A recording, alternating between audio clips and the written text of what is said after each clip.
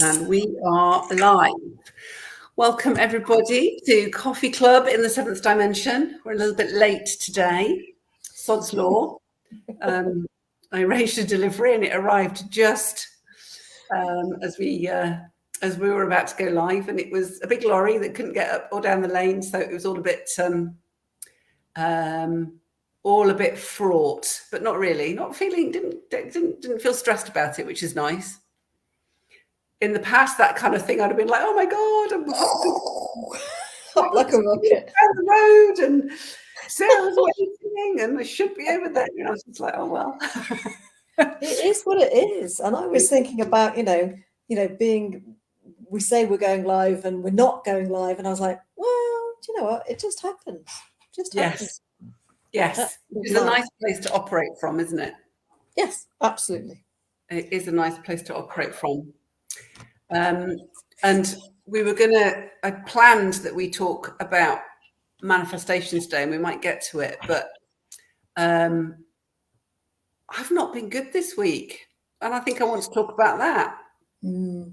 I think the moon, I think there's been some shifts, and I definitely have been struggling, not coming from a good place when I wake up and having to put things into place that elevates me.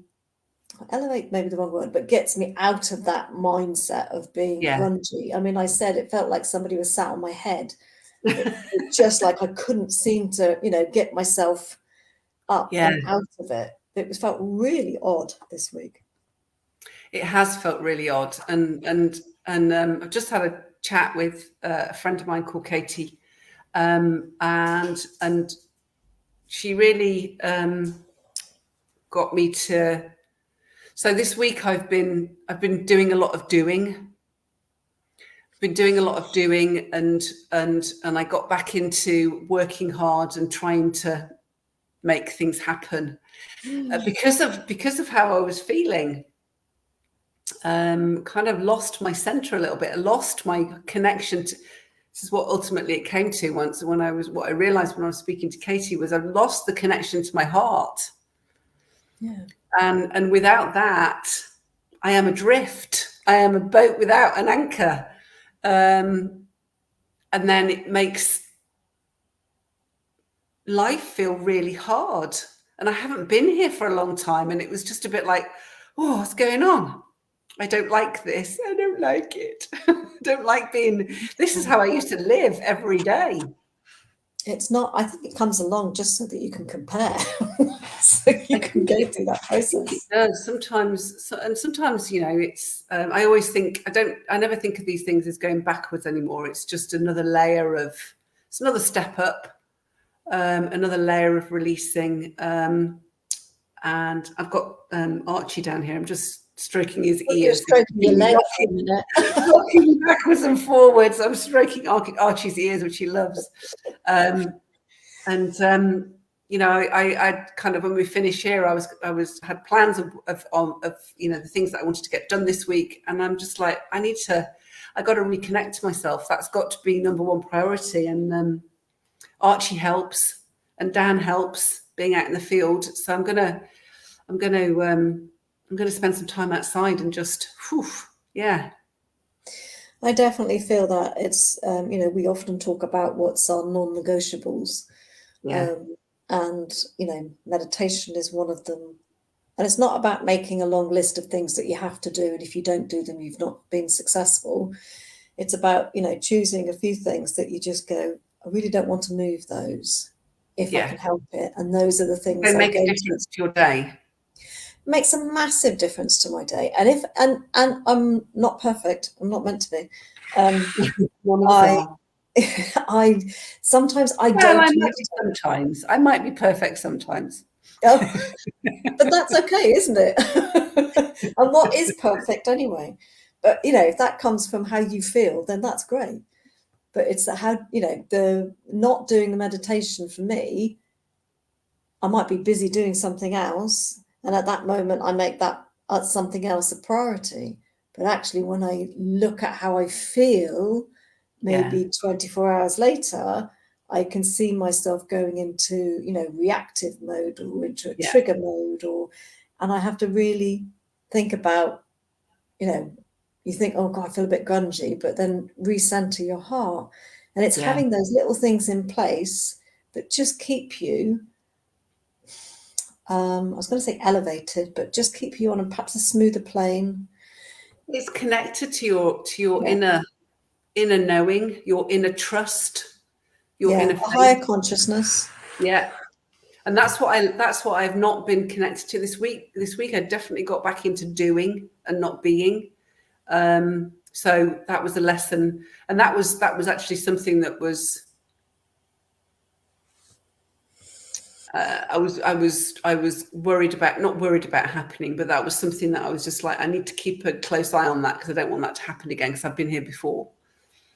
So it's and I knew it was going on, and I was just waiting for, because these moments of feeling like this, what I've experienced so far is that when you're in this, it's kind of like something shifting, and quite often I'll wake up the next day and it'll just be, I'll feel amazing, I'll feel back to my peaceful, centered, heart-centered self.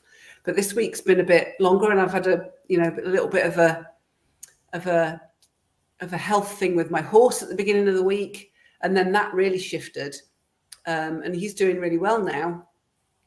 But still, something's hanging around for me, and I'm like, what is it? What do I need to look at? And I think I'm just trying too hard. Trying too hard to make things happen, and I don't want to be back in that place again. So it's a good reminder. It's funny how you can easily switch back into those old patterns come up, and you can just it's a moment before you realize you're doing it. Yeah. Because you lived that way for so long, and this is new. Even if you've been doing it for 2 years, it's still new compared to what we've been doing all of our life, and our soul blueprints and what we have going on there, and all those patterns that are there. Yeah, so it's that shift. But the fact that you recognize it now and you can see it, that's amazing. That's the bit I celebrate. Yeah, definitely celebrating it, and definitely realizing, really recognizing the how differently I behave. And the choice that you have. And then the choice that I have. Yes, so I could ignore all of that, and I could get back to work this afternoon and do all the things that I said I was going to do, and go more down that hole. Absolutely. Or I can do some things that bring me joy and bring me back to my heart, because I'm finding moments of I'm coming back, and then it's going away again. And so there's definitely some shifting going on at the moment. And I know we've got, is it a super moon or was it a full moon? It was a super harvest moon. Super harvest moon with partial eclipse. I don't know whether there's something there or not, but definitely feeling a lot of my old feelings of anxiety and scarcity and doubt and, oh my God, what am I doing? That was definitely at the beginning of the week. I've felt a shift the last 24 hours. I do feel that there's I've choosing joy, happiness, things that fill my heart. And when you think about what you go through in your day, and lots of people have different, I think I've come to terms of edges, like the edge, and you look into the abyss, and there's just different things people have. For me, it's been Gracie going to university, which has been a massive shift, huge shift, and the energy in the house and the dynamics and everything that goes with it. It's not just one day and you take them in. It's the fallout afterwards that I hadn't really considered. Absolutely. And the fact that she's not there as well anymore, not in the house, and it's so that's I would say has not been the focus of me not feeling right, like somebody sat on my head, but it's definitely it's definitely a feel like part of it. I don't know why I'm Right? getting cat. Does it feel like a cat? Because Oh, it just feels like a great big. I don't know. This is going to laugh. I think it's like a cow pat. I'm so sorry, everybody. But I love my cows. That's so it's not a cows bad thing. poop on your I love head. my cows. But yeah, so it's that feeling of Yeah. But it's that, like I said, the last 24 hours definitely felt a Yeah. shift. And there's still a lot of stress and edges in our house at the moment with things happening today. But it's like, okay, I feel like I'm saying, bring it on, just bring it on. Yeah. I'm still choosing joy. I'm fighting it a little bit today. I have been fighting it a little bit this week. I need to surrender into it. That's what that's my best course of action. As you said, cow pat on the head. I was just focused on because most of the time everything that I feel is right in my solar plexus. Yeah, that's where I feel most of my emotions. But I actually feel, as you've said that, I feel like I've got like a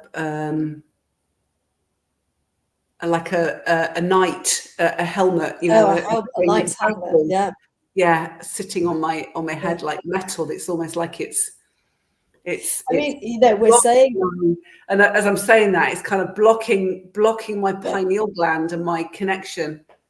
Yeah, it's that heaviness. But today when I meditated, and so I made a meditation myself in my own voice, and I listened to it, and this, the connection was amazing. There was no cow pat on my head at that moment.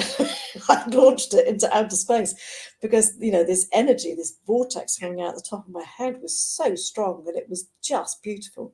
And it just made my whole body just go.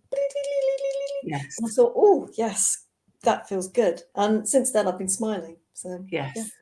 Happy days. Well, that's good. That's good. I am,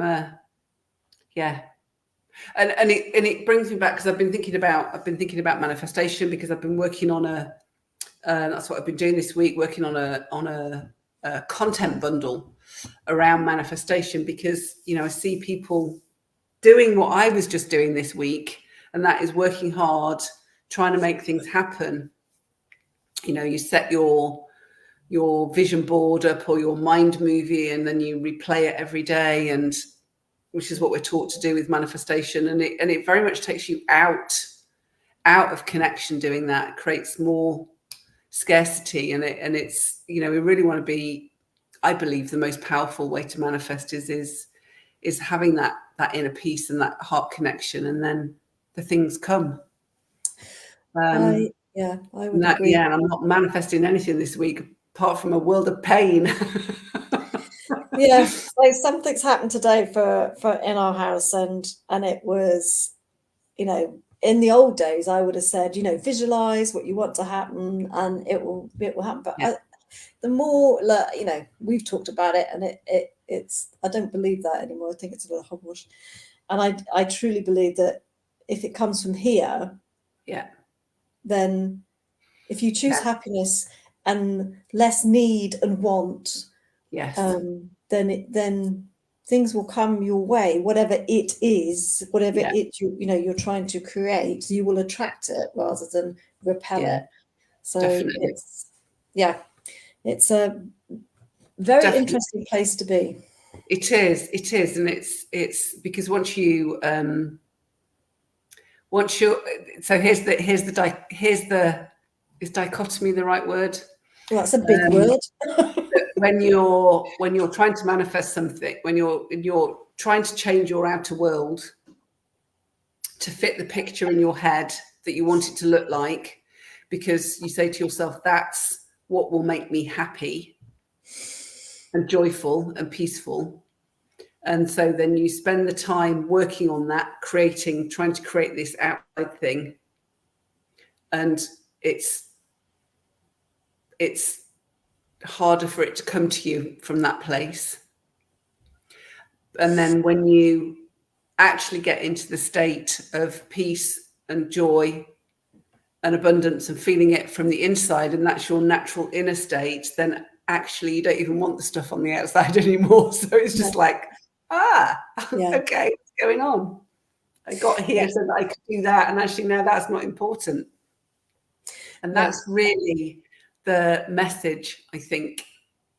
That's really what I want to say to people is actually if you I wrote something down today, actually. I don't know whether it's if you align with your inner wisdom, with your inner truth, and then through that you can step out of struggle and you can know that life will flow in the way, in a good way, for want of a better word. I can't think of a better word than good at the moment. In a joyful way. Yeah. Did that make sense, or was that just a load of words? No, it does. I think it's when we feel that we need something. Yeah. I'm not quite sure sometimes where that comes from, because I'm not actually, I don't believe that it's true. I don't think you're in your truth when you really think you need something. Yes. I don't need food, or, you know, as the basic. I just think if you have like an aspiration, I really, really, really want and need a boat or something. Yeah. That's taking it that way. But it's like, well, actually, you don't really need it, but you put so much onus and energy on it that you kind of lose track of what's really important. Yeah. And then it becomes, and actually in that wanting, you create more scarcity, because you create more, you see more distance between where you're at and where you think you want to be. That was a perfect example last week. We we're in the process of moving, or hope to, and it's become and it's like, wow, you know, our house isn't sold, but we've seen another house and we want it, but our house isn't sold. And it's just that, we want. And it came back to, actually, I don't need any of it. I don't know why I'm putting myself into that position. Yeah. So I brought myself back. I was like, okay, you know, you can't, when we say we need things, they're actually kind of out of our control anyway, in terms of, you know, we need them, but we haven't got the resources to get them or to affect the end result. So we put so much pressure on ourselves internally, and our mind chatter then goes off, and before you know it, you're down a vortex and you're heading somewhere you really don't want to go, or you don't need to be, or, you know, there's 100 different destinations you could reach, and it's not here. It's just not here. Absolutely. And it, I mean, we think we need things, and I think, you know, I certainly thought I needed things, because actually all it was something that was going to make me feel better for a short while. And they do make you feel better for a short while, without a doubt, you know. But life comes, it is, absolutely. Shiny object. Squirrel. Yeah. Squirrel. Magpie. Yeah. And it's kind of, it's all of those things that we build into our day to help us deal with the fact that we feel shite on the inside, for want of a better word. I'm sure, you know, this is my experience, you know, and I know it's been your experience as well, and I know it's not everybody's experience, and you know, we're here to talk to the people that are, you know, to share this with people that are feeling like we're feeling. And it's am I still okay? I've just had a little Wi-Fi signal thing pop up. You just went did I? All right. It looked good. It looked like you were breakdancing, Kat.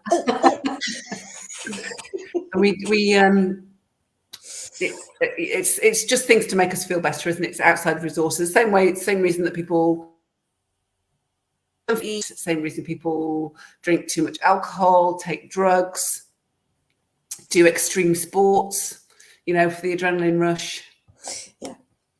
Yeah. And it's not nothing wrong with any of those things, you know, they're good to do, but not if they, you know, they don't usually turn out very well. It ends up being a band-aid potentially. Yeah, absolutely. Absolutely. You know, we're here for bigger things. Yes. Yeah. For life. And the shift from 3D to 5D. Yeah. and fear to love. And that's what I feel this week. It's like that kind of that icky sort of fear of, I'm like, what? Fear of what? What's going to happen? Am I going to explode? Am I going to spontaneously combust? Well, it'll be over quick. If I do. I think, there's a lot of fear. I mean, there's a lot of fear at the moment. It just comes at you if you listen to the news or anything like that, which I do. I don't. But it's everywhere, though. It's everywhere. People will talk about it. People and you just kind of have to block it out. Oh, you really have broken it. You really went then. I thought you were going to burst into song. Everything just shut down at this end. I was like, oh, whoa, what? I'm on my own. Yes. What was I saying? I can't remember. We were talking about fear, and then you just went. Yeah, I can't remember what I was going to say. I was going to say something about fear, but I can't remember what it is. It just kind of because I'm empathic, so I think I pick up things from other people. Even though I try to put some filters in place to stop that happening, it still happens. We talked about that yesterday, didn't we? As well. I don't protect myself probably enough sometimes, especially when things have changed and I can feel the energy changing. I haven't in this last week protected myself. It's definitely something to keep an eye on for sure. So I don't know. Did you want to say anything else today? I'm kind of. Actually, I was going to say one thing. So when all this stuff was going on with the lorry, ordinarily, when I felt like this on the inside before, it would have bubbled over into the. Oh my God! What are you doing? You're late. But I didn't do that, so that's good. So that's a good. I'll take that. I think you forget sometimes when you're on a journey, and it takes something for you to remember how far you've come. Yeah. And trust me, we're not at the end of the journey by a long shot. It goes a long way that way. Definitely. But it's not being righteous or anything like that. It's just recognizing. Yeah, it really is. Being aware and not being on autopilot or sleeping awake, as somebody, I can't think who it was, said. Somebody's joined us live. And given us a little like. So I'm not sure who it is, but thank you for joining us because I can't see anything at the moment. But if you want to drop hello in the comments, then we'll know who you are. But I think we might leave it there today. I think so. Do you have anything else that you want to share on that topic? I was going to say something about there is me saying I didn't protect myself and I need to protect myself. But actually, sometimes the learning is in the journey of not protecting ourselves and that awareness. So although I sounded like, oh my God, I've got to protect myself, I didn't actually feel that. No, you're not trying to close yourself off. Yeah. No. And feeling it and understanding it is sometimes part of the journey. Although we don't understand everything, but recognizing it, I should say. And not drowning when it happens. Yeah. Not drowning when it happens. So, It's a funny old thing called life. Say that again. It's a funny old thing, this thing called life. I know. And there's only one letter difference between life and love. Yes, that's very true. So, live and love. Not life and love. Yes. Not life and love. Otherwise it'd be loaf. It'd be loaf. Loaf. Loaf. The bread of life. We could have a Scrabble moment now. We could. So I'm just watching my little Wi-Fi thing because I'm not actually plugged into the hard wire today. Because I was sitting in the kitchen down at my neighbour's so that I could see the lorry go past, which obviously never happened. So let's wrap up there today. Thank you so much for being here, Sarah. I really appreciate you. And I'm so happy that you're in my life and that we can share this journey together. Likewise, my friend. My heart connects to your heart.